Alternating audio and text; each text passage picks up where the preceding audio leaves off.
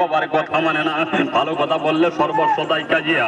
ওই দাদা কোনকে বলি, দাদা ও বন্ধুরি এক জোড়া গাছ ভাই জান দেখুন গাছটা পাবেন দাদা, দেখেন লাহোরিঘাট বাজারে যাবেন দাদা হীরার দোকানে। ও বন্ধু এক জোড়া গাছের দাম আপনাদের কাছ থেকে দাদা 10 থেকে 20 টাকা নিবি, 1 টাকা কম সম হবে না। লাহোরিঘাট পাইছেন না, ময়রাবাড়ি হাজারি ভান্ডারে যাবেন সব দেখেন ওই জায়গাও পাইছেন না ভাইজান। দেখেন ডিং বাজার তালুকদার ভান্ডারে গেলে দাদা দেখেন এক জোড়া গাছের দাম বাবু দেখেন 10 থেকে 20 টাকা নিবি। এখন দাদা 20 টাকা তৈরি করে শেষ করলাম। বলতে পারেন যে জনাব এই গাছের কি গাছ?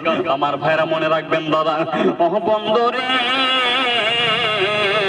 আপনার গড়ের ভিতরে বাবু দেখেন যদি আপনি ভালো কথা বলেন ও বন্ধু আপনার হালাল স্ত্রী দা দেখেন আপনার কথা শোনার বন্ধু দেখেন এখন ভাই জান দেখুন 20 টাকা তৈরি করে যার লোক আছে দা দেখেন এই যার একটা বাবু দেখেন মুম্বাই জামনগর থেকে আনা একটা কাবাড়ির ভিতরে ভর্তি করিয়া আমার ভাইরা